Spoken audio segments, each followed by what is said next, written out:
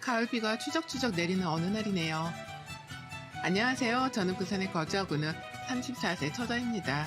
세상에 태어나 처음으로 혼자 여행을 와서 비가 내리는 소리를 들으며 저의 이야기를 들려볼까 합니다.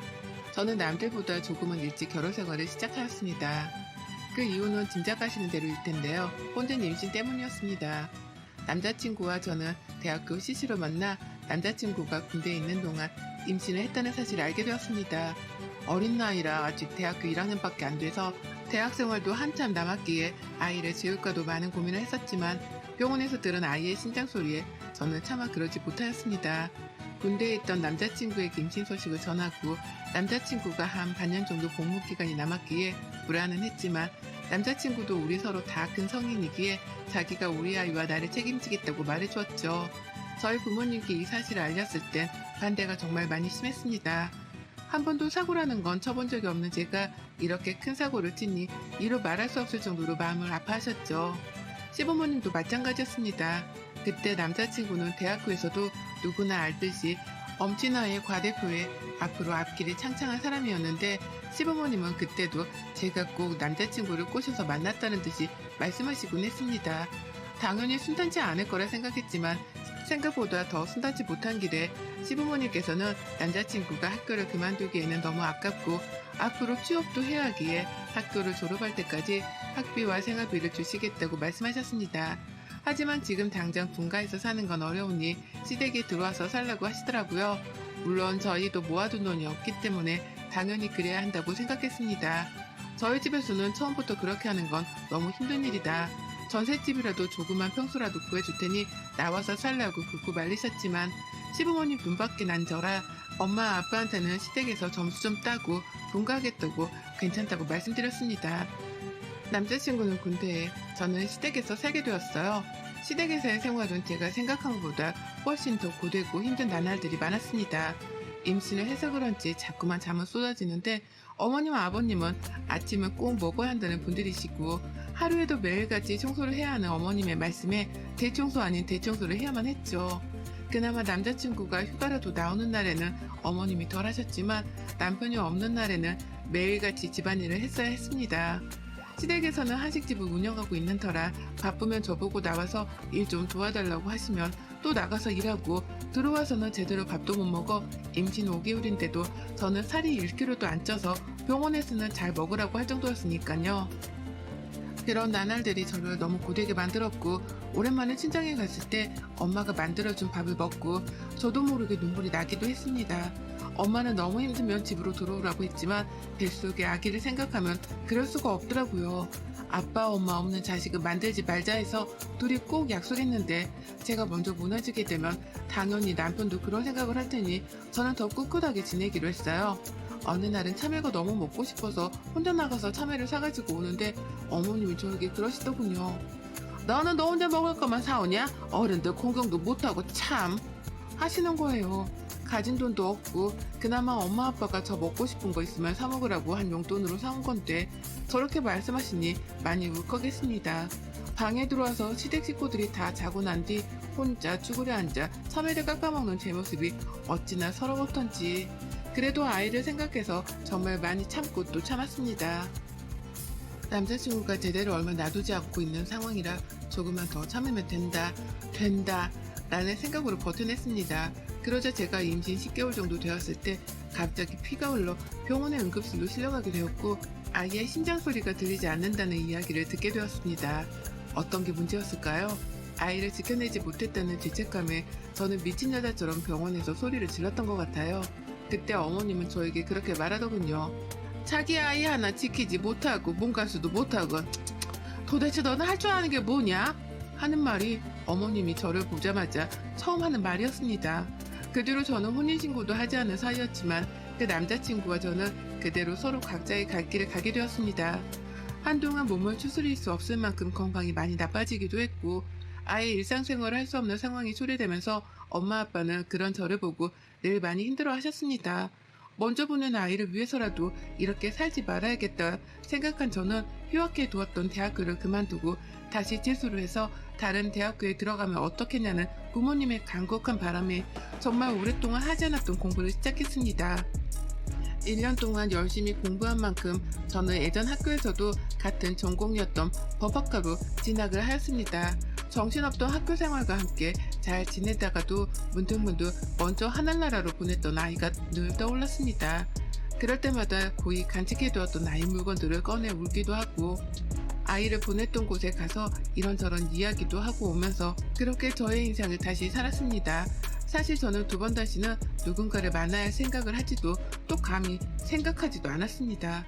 그 뒤 학교를 졸업하고 변호사 시험에 합격한 날 부모님과 저는 정말 많이 울었던 기억이 나네요. 그리고 제가 처음 신입사원으로 변호사 사무실에 입사를 했을 때 이야기입니다. 지금도 물론 그렇지만 그때 한참 보이스피싱으로 인한 범죄가 많았을 때인데요. 그때 맡았던 사건의 보이스피싱 피해액이 정말 컸기 때문에 그 일로 인해 회사가 뒤숭숭하던 찰나였어요. 저는 처음 입사하고 나서 얼마 뒤에 이 사건에 투입하게 되었고 선임 변호사와 함께 맡아서 진행하는 큰 사건이기도 했습니다. 여기서 구체적으로 다루게 되면 문제가 커질 수도 있어 간단하게 설명만 드리자면 보이스피싱으로 인한 범죄에서 현금 운반책을 진행했던 사람들에게도 반드시 사실 여부들과 함께 알고 가담했는지 모르고 가담했는지 등도 함께 걸려있는 사건이었습니다. 그때 당시 아르바이트라고 한 뒤 일반인들에게 현금 수거책을 시키는 항목들이 낱낱이 드러나면서 보이스피싱으로 인해 피해를 본 분들의 사건이었는데요. 사건을 확인한 후 처음 재판이 열리고 돌아가는 날 정말 낯익은 얼굴을 보게 되었어요.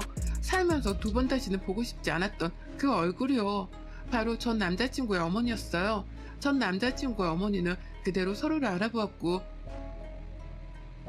놀란 듯이 전 남자친구가 저를 보았습니다. 그대로 피하려고 가는 순간 갑자기 저를 붙잡는 남자친구를 보니 그냥 지나칠 수 없겠다고 생각해 말을 했습니다. 잘 지냈어? 이런 데서 또 만나지네? 너는? 법원에는 무슨 일이야? 나 그냥 볼 일 있어서 라고 이야기하려던 순간 뒤에서 따라오던 선배 변호사가 김비원, 이따 자료 찾아서 방으로 들고 와서 다시 얘기해. 나 먼저 사무실로 갈게. 라고 하시더군요. 그때 전 남자친구와 그 어머니의 표정을 저는 아직도 잊지 못하고 있습니다. 너 변호사 됐어? 학교 그만뒀었잖아. 그만두고 그 해에 다시 다른 곳에 합격했어. 너랑 학교 같이 다니기는 어렵기도 하고 또 다른 친구들 시선도 두렵고 해서. 너 그만뒀다는 거 들었어. 근데 다시 너를 찾으려니 네가 이름까지 바꿨더라? 부모님이 그림이 안 좋다고 해서 바꿨어. 그랬구나. 잘 지내는 거 보니까 좋다. 그래 고마워. 너도 잘 지내? 하고 돌아가려는 순간 그 전 남자친구 시어머니가 저보고 갑자기 친한 척을 하더군요. 얘, 네가 이렇게 똑똑한 애인지 몰랐네. 언제 변호사가 되었대? 그때 니네 안 헤어지고 살았으면 며느리 변호사라고 자랑했을 텐데 참 아쉽구나. 네, 그럼 안녕히 가세요. 하고 내려갔어요. 그날 저녁에 저는 다시 악몽을 꿔야만 했습니다. 새로 다시 시작하기 위해 이름도 바꾸고 새로운 학교도 들어가고 이제 다시 새 삶을 시작하려는데 또다시 악몽이었던 시간들이 저를 잡으려 한다는 생각이 머릿속에서 떠나질 않더군요. 잠을 거의 자지 못하고 출근해서 다시 재판할 사건들을 찾아보고 있는데 누군가 저를 찾아봤다고 하네요. 나가서 보니 거기에는 어제 만났던 전 남자친구 엄마가 서 계셨어요. 얼굴을 마주하기도 싫었지만 우선 1층 카페에서 다시 보자고 말씀드리고 내려가 앉았어요. 갑자기 무슨 일이세요? 제가 일하는 곳은 어떻게 하셨어요? 뭐 알려면 다 알지. 잘 지냈니? 네, 근데 무슨 일이세요? 이렇게 서로 길게 대화할 사이는 저희가 아니잖아요. 옛날 시어머니 며느리 관계에서 너는 뭘 이리 빡빡하게 구니? 그때 결혼도 하지 않았던 사이인데 시어머니와 며느리라는 말은 좀 불쾌하네요. 그리고 오래된 이야기 꺼내지 마세요. 벌써 다 지난 일인데요. 변호사면 너 돈 좀 많이 벌겠다. 우리 아들은 그 뒤로 학교 그만두고 참 힘들어했는데 너는 이렇게 잘된 모습 보니까 배가 참 아프더라고. 그래서 너한테 위자료라도 좀 받아야겠다 싶어서. 너 우리 집에서 먹고 자고 할 때 생활비 한 푼 안 보탰잖니. 그때 얼마나 돈이 많이 들어갔는데. 지금 무슨 말이세요? 제가 거기 들어가 살겠다고 안 했잖아요. 저보고 생활비랑 동영이가 졸업할 때까지 다 해주신다고 들어와서만 살라고 해서 들어간 건데 지금 와서 뭐? 위자료를 말씀하세요? 너무 뻔뻔하다는 생각이 안 드세요? 뭐가 뻔뻔하니? 너는 번듯하게 변호사 돼서 잘 사는데 우리 통영이는 너 때문에 군대 다니면서 너무 힘들어서 인생이 다 망가졌는데 너만 잘 사는 모습 봐서 되겠니? 너는 하늘에 간 너 얘기한테 부끄럽지도 않아? 지금 어디서 저희 아이를 들먹이세요? 어쨌든 나 지금 너한테 다 얘기했고 이 번호로 연락 줬으면 좋겠다. 돈 준비되면. 그리고 네가 지금 위자료 안 주면 너네 회사에도 과거에 결혼하고 유산까지 해서 이혼한 이야기 다 퍼뜨려줄까? 우리 아들 인생 망치고 너만 잘 살 순 없지. 너도 과거에는 애 엄마였잖아. 하고 뻔뻔하게 자기 연락처를 두고 나갔습니다. 저는 더 이상 이렇게는 안 될 것 같아 예전에 학교에 다니던 같은 과였던 친구에게 오랜만에 연락을 했어요. 지혜야, 나야, 잘 지냈어?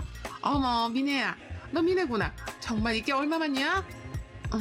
연락 못해서 미안해. 정말 미안한데 혹시 너 동영이 연락처 아니? 다른 친구들한테는 나 연락 온 거 미안한데 말하지 않았으면 좋겠어. 그래도 너랑 가장 친했어서 내가 너한테 연락한 거야. 동영이 연락처를 알아야 하는데 내가 몰라서. 알지, 알려줄게. 근데 무슨 일 있어? 그냥 동영이랑 좀 이야기할 게 있어서. 동영이 학교도 그만두고 그랬다면서 나는 몰랐어. 그 뒤로 잊고 살았어서. 동영이 너 그만두고 제대하고 나서 휴학했다가 그 뒤로 자퇴했다고 하더라고. 동영이 친했던 친구들 얘기 들어보면 몇 달 동안은 제정신도 아닌 채로 살았다고 하더라. 그래도 너는 알고 있을 줄 알았는데 아니었나 보네. 너는 잘 지내는 거지? 애들이 다 너 소식 궁금해했어. 나는 잘 지내지. 잘 지냈어. 그냥 다시 학교 복학하기가 그렇더라고. 미네야, 나는 사실 너 법원에서 몇 번 본 적 있어. 너 변호사 되어 있더라? 나는 너 변호사 될 줄 알았어. 우리 과에서도 네가 탑이었잖아, 동영이랑. 근데 네가 모른 척하고 싶을 것 같아서 말 안 하고 그냥 지나쳐 갔었지. 멋있더라 너. 그랬구나. 미안해. 앞으로 종종 연락하고 지내자. 그 후 저는 전 남자친구에게 전화를 걸어 만나자고 했고 정말 오랜만에 만나는 만남에 저는 참 많이 불편했습니다. 잘 지내냐는 서로의 안부와 함께 저는 날선 말투로 대화를 이어나갔어요. 동영아, 너희 엄마가 나를 찾아봤어. 위자료 달라고 하시는데 이런 말을 내가 왜 듣고 있어야 하는지 모르겠어. 내가 네 군대 가 있던 시간 동안 너네 집에서 살기 바라신 건 너희 엄마였잖아. 근데 이제 와서 그 생활비야 내가 너를 망쳤다며 위자료를 달라고 하시는데 이게 말이 된다고 생각해 너는? 나는 물음에 전 남자친구는 정말 몰랐다면서 엄마가 너를 찾아갈 줄 몰랐다면서 정말 미안하다는 말만 되풀이하였습니다. 저는 두 번 다시 너희 엄마나 너랑 관련된 사람들이 나를 찾아오지 않았으면 한다고 나를 협박까지 하시는데 나 그런 거 무섭지 않으니까 더 이상 볼일 없게 만들어달라고 했어요. 알겠다고 미안하다고 하고 대화를 끝냈습니다. 돌아오는 내내 저는 마음이 무거웠지만 이게 서로를 위한 최선이라고 생각했습니다. 그 뒤로 잠잠해 저는 전 남자친구에게 내 말을 알아듣게 잘 이야기했구나 싶어서 다시 제 일상을 살아갈 때 저희 회사 게시판에 올라온 글에 회사 동료들과 결국 회사 대표님이 저를 부르시더군요. 미네씨, 지금 회사 게시판 봤어? 자기 전 시어머니라고 하는 분이 자기가 어렸을 땐 어떤 사람이었고 지금은 어떻게 한다고 올려놓았더라고. 내가 우선 더 보기 전에 글을 비공개 처리하긴 했지만 이게 어떻게 된 일이야? 나는 대표님 말에 저는 지금까지 있었던 일을 모두 다 털어놓았습니다. 대표님은 오히려 저에게 정말 힘들었겠다며 위로를 건네주셨고 이 일은 자기 손에서 삭제할 테니 걱정하지 말라고 해주셨습니다. 회사 동료들도 그런 일이 있었는지 정말 몰랐다면서 저를 위로해 주었습니다. 하지만 저는 마지막까지 이렇게 한 걸 용서할 수 없었으며 명예훼손으로 전 남자친구 어머니를 고소했습니다. 게시판에 쓴 글의 모든 부분이 거짓은 아니었지만 그 안에 있는 내용은 이러했습니다. 자기가 며느리에게 잘 해주려고 노력했지만 제가 늘 밖으로 다른 남자들을 만나고 다니며 임신했는데도 불구하고 매일 늦게 들어오거나 심지어는 술까지 마셨다는 내용들까지 적어놓으셨더라고요. 이런 이야기는 분명 명예훼손에 속하기 때문에 명예훼손은 구체적인 사실, 허위의 사실을 타인에게 적시하여 손해를 끼치는 행위로서 사실 적시 2년 이하 징역, 500만 원 이하 벌금, 허위 사실은 5년 이하 징역, 1천만 원 이하 벌금형이 처할 수 있습니다. 저는 고소장을 보냈고 그 고소장을 보고는 저에게 득달같이 달려오셨더라고요. 저는 아직 신입사원이라 대표님께 정중하게 사과를 드리고 어머니라고도 부르고 싶지 않은 사람에게 이야기를 했습니다. 사실과 다른 내용으로 게시판에 글을 올리셨던데 제가 위자료를 드리는 게 아닌 오히려 그쪽에서 저한테 위자료를 주시는 게 맞지 않으신가요? 부당하다고 생각되시면 똑같이 변호사 선임하셔서 저한테 고소하세요. 난리를 치고 있는 와중에 전 남자친구가 와서 미안하다면서 정말 미안하다면서 자기 엄마를 끌고 가더라고요. 저한테 악담을 뿜으시길래 제가 손에 들고 있던 물통에 있는 물을 그분께 뿌렸어요. 거기에 있던 전 남자친구도 그 엄마도 놀래서 저를 쳐다보길래 정신 좀 차리세요. 왜 자기 아들이 이렇게 사는 걸 누구를 탓하세요. 그건 그쪽 업보예요. 김동영, 내가 너희 엄마한테 나한테 어떤 일까지 했는지 너한테 알려줄까? 지금까지 네가 엄마 많이 생각하는 거 알아서 그래도 말 안 했는데 니네 엄마도 군대 갔을 때 내가 일부러 유산하게 바라시던 사람이었어. 내가 들어갈 때 화장실에 몰래 기름을 칠해두시거나 음식도 상한 음식을 일부러 먹게 하고 임산부에 좋지 않은 음식들도 좋다면서 먹으라고 강요하시고 심지어는 아이가 전응하면 당장 지우라면서 그런 막말도 서슴지 않는 분이셨어. 그것뿐이 아니야. 결정적으로 내가 유산하게 된 이유는 정말 추운 겨울날 내 방에만 보일러를 일부러 끄셨더라. 그날이 겨울에 가장 추운 날이라고 했는데 나는 여름입을 덮고 그 온도를 오롯이 견뎌야 했어. 그때 너네 엄마는 나에게 보일러가 고장났다고 해서 나는 그렇게 믿었지만 그게 아니었지. 경비실에 물어보니 그런 일은 없었다고 하더라. 그랬으면 그 동이 그랬을 거라고. 니네 엄마는 그런 사람이야. 지금까지 당했던 모든 일들을 쏟아내고 나니 전 남자친구는 자리에 풀썩 주저앉아 자기 엄마를 쳐다보더라고요. 그리고는 자기 엄마에게 엄마는 나에게 이제 살인자보다 못한 사람이에요 라고 하였습니다. 이렇게까지 모든 일들을 다 말할 생각은 아니었지만 이왕 이렇게 된 거 다 말을 했습니다. 그 뒤로 저는 소송을 취하지 않았고 결국 소송에서 저는 이겼고 당연히 벌금형이 선고되었습니다. 당연한 결과라고 생각했어요. 선고가 내려지고 난 후 저에게 전 남자친구 엄마는 울고 불며 며칠 동안 미안하다고 제발 소송 취하해달라고 했고 아들에게도 제발 그게 사실이 아니라고 해달라고 무릎까지 꿇고 말씀하시더라고요. 사실 참 가소로웠어요. 저는 아직도 그 집에 있는 순간들에 그 사람들의 모습이 기억나거든요. 저를 보던 눈빛, 제가 힘들어했을 때마다 좋아하는 눈빛, 저를 어떻게 해야 골단 먹일 수 있을까 하는 눈빛들이요. 그러면서 이제 와서는 저에게 빌면서 봐달라고 하니 참 웃기잖아요, 인생이. 자기는 아들밖에 없는데 걔가 자기를 돌아서면 자기는 어떻게 사냐고 울고 불며 집까지 찾아와 이야기하길래 제가 딱 한마디 했어요. 자기 아들 소중한 줄 아셨으면 저희 아이한테도 그러셨어야죠. 그래도 동영이는 죽지 않고 살아있잖아요. 저희 아이는 이제 만나고 싶어도 만날 수가 없어요. 그러니 지금 그런 눈물은 사치인 것 같네요. 오랫동안 쌓여있던 묵은 채증이 내려가는 기분이었어요. 동영이는 그 뒤에 저를 찾아왔습니다.